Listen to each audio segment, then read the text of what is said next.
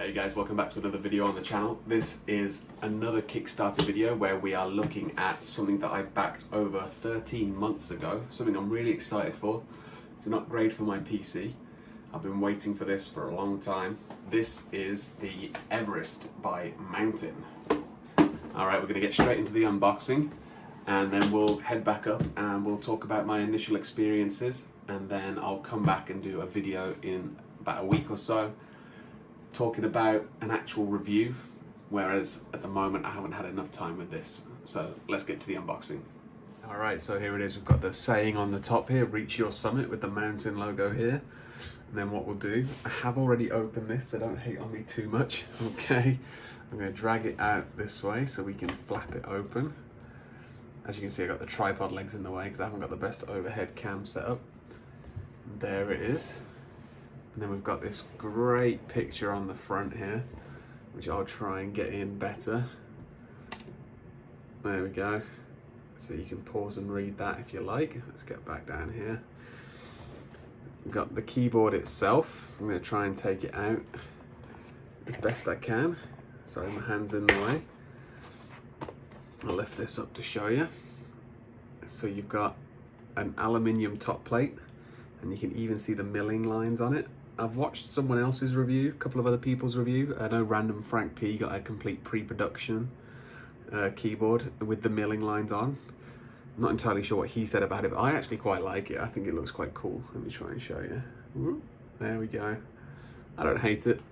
So these are ABS keycaps from what I remember hearing about, which for those of you that don't know, they're not the best quality keycaps. Apparently they can have a bit of trouble with wear after too much use and showing greasy fingerprints. I've got this in the silent reds, the speed silent reds. So if I give you a quick little sound test, they're not overly clicky. Okay, I'm gonna put this to one side. And then we've got the wrist rest down here, which I haven't opened it any further than just having a look at the keyboard itself, by the way. So that's why this is still in its plastic. It's a nice plush plastic. It's not like, they're not trying very hard to make it look like fake leather, but it's nice. It's quite soft. Okay, so that's how it attaches. I believe it attaches magnetically. Let's have a look, see if we can get it to do it.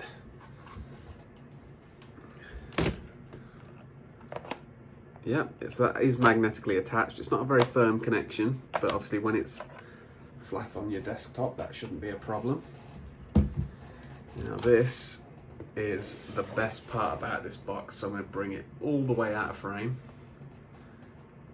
And in here is all of your accessories. Okay. So like I said, this is the max variant of this keyboard. Let me pull it all the way out. I'll get rid of this box. And we'll have a look. All right, starting from here. We've got the customized box. You can see the little printing on there. This is by far the best unboxing experience of any keyboard, of pretty much any tech, to be honest. So this is your keycap and switch puller if you wanted to change all the switches. Put it back in the right way. You got the escape key here, as you might have seen. This one has got a little mountain logo escape key, which I don't mind. I'm happy to keep on. I think it's a nice little detail. These are the feet for the keyboard. These allow you to adjust how high, how tall you want the keyboard. They're magnetic, as you can probably hear. They're pretty strong magnets as well. And that's how you adjust the height of the keyboard, the angle that it's at. And then here you've got a sample of all of Cherry's, not all of them, but quite a lot of Cherry's switches. So this is the blue switch. This is the red switch.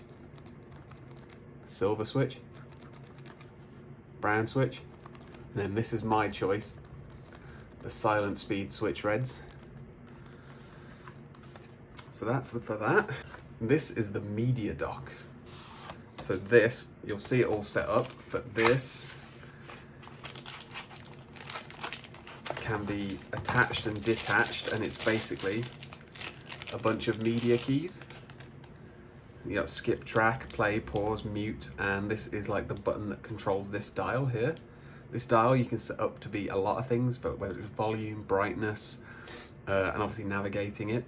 Why would you not want to navigate it? Because this is a screen, guys. We will show you that soon. But one thing that's even more impressive is you can decide which side of the keyboard you want it on. So you've got USB-C here, USB-C here. And this is the first time I'm trying it out, guys, so it takes me a while. So that is in place, well, not magnetically connected, sorry, USB-C connected. And then give it a firm pull, put it on the other side.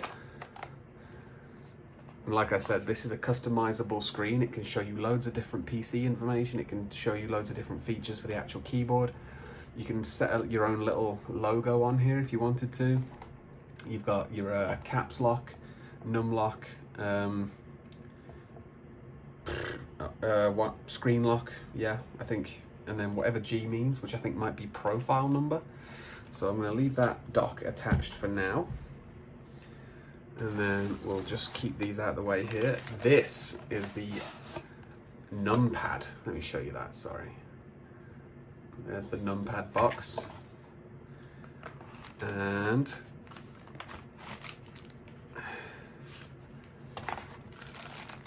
this right here is the Numpad. It is detachable, and just like the media dock, you can choose which side of the keyboard you want it on, whether you want it on that side or on that side. And it uses this pin system with magnets. So the two prongs on either side of the USB-C are magnets. There we go. So you gotta sort of press it in to release it. So press it in and then slide it back across. And then you've also got the same magnets here to adjust, to match the keyboard. So that's the Numpad. We'll leave that out again. And this is the USB cables. So this is the USB-C to C by the looks of it. Oh, hold on, here we go, hold on. Ah, okay, so we got two USB-Cs. One of them is a pass-through USB, which you can use for the Numpad. So if you don't want the Numpad physically attached with the prongs, you can use this pass-through cable here.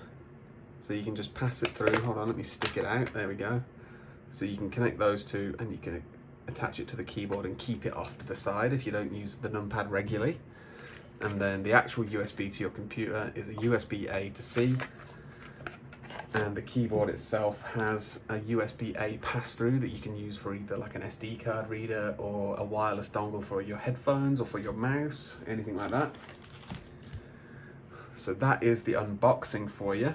I will head back up, pack all this stuff away neatly, and we will show you in a bit more detail. So I've just put all the boxes away, nice and tidy in their boxes, all in the right place. One thing I just wanted to quickly show you guys is this.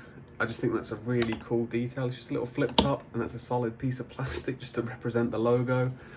And as I hope you could understand from what I showed you, this box is just, the whole experience has just been great. We've got some, one thing I forgot to show you, we've got some information on the back side here, and then we've got loads of information here: magnetic snap-on feet, MX Cherry switches, RGB, Basecamp software. So that's their software that they've released with this keyboard.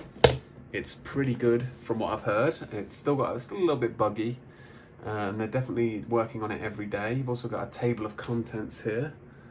Okay, so you can pause that if you want to have a look at it. All right, I'll pull that away, and this is the keyboard sort of, it's definitely not in position because it's backwards for the camera. This is the USB Type-C dongle if you wanted to move this across, so I'll show you that now. So you can snap that in there, and run that through to the USB-C. So you've got it way off to the side if you want it. So if you're someone that uses a Numpad now and then when you're filling out a spreadsheet or the occasional online form, your mobile number, that sort of thing, but you don't want it permanently attached, then as soon as you're done with your mobile number, you can just yank it out, put it somewhere else. Let me just try and show you how quick and easy it is to get it attached. So that here's like a little bracing bar. I believe that was one of the reasons for the delay in this keyboard. This was a big sort of trial and error for them trying to get this stabilizer to work and to make sure the connection was okay. So there you go. Simple as. Light tug. And then one finger, it finds its home thanks to the power of magnets. One thing I forgot to point out with this, same switches, same keycaps, and these right here, you can see they're black, just like the dial, and that is because if you are familiar with an Elgato Stream Deck, it's exactly the same premise. You can program these to run programs, you can program them to clip a video or change a scene in OBS if you're a streamer, open Discord, whatever you want. And if you can hear, they're little clicky switches, and they have a little screen behind them, just like a Stream Deck. All right. And then this is the nice braided USB cable. It's a thick boy. USB 3 on one end, USB-C on the other. And then you got a nice little Velcro strap as well. This is a really nice cable. They both are. They're both dummy thick. You got your little mountain logo on that one and on this one and that one as well. Sorry, it's not in the middle of the frame, but there you go. You can see what I'm working with here. So I've heard from other reviewers that they don't recommend you pick up the keyboard with the numpad attached. It's not the firmest of connections, and you can see if I just lift it up, yeah, don't do that. If you need to pick up the keyboard to move something around, just pull it out, hide the pins away so it doesn't get damaged, and then snap it back in when you're ready. This is firm because this isn't magnetic, and as you can see, it does overlap the actual keyboard itself. So you're pretty okay with that. There's the actual connector. Let's put it over this side. Find the right space. There it is. And I'll show you all of this lit up as well. And I'll do that now. All right, so we're back. I have set this keyboard up, and I just want to talk to you a little bit about my experiences in doing that. It was a bit of a mess around, a bit of a palaver. When I plugged in the keyboard, it didn't power on. I expected some RGB to come on straight away, but it didn't. So that was a bit of a hassle. I ended up having to I basically just completely recable managed my computer, took out my old keyboard, put in this new one. Luckily it worked, it came on, I powered the PC on, smacked enter a couple of times, and the RGBs lit up. So maybe I should have done that from the very beginning and it would have worked, but here we are, it's all good now. Another issue I had was bent pins on the key switches. So one thing that I might not have mentioned about this keyboard in the unboxing is that it has hot swappable key switches, so you can choose your own. As you saw, you got a little sample of all of the little switches that you can choose with this keyboard, and you can also choose your own from a third-party manufacturer. You don't have to stick with Cherry MX as long as they're compatible with this deck. And about 5 or 6 of the key switches were actually bent. The pins on the bottom were bent. I'll show a picture on the screen now. So I had to take them out with the little key switch puller, and I had to obviously mess around with them, bend them back into place, put them back in, put the keycaps back on, and they worked, thankfully. But that's obviously a bit of a shame, especially if you're a novice buyer, novice user, not used to messing with small electronics, then you might struggle with that. It's not a very good first experience with the keyboard, let's put it that way.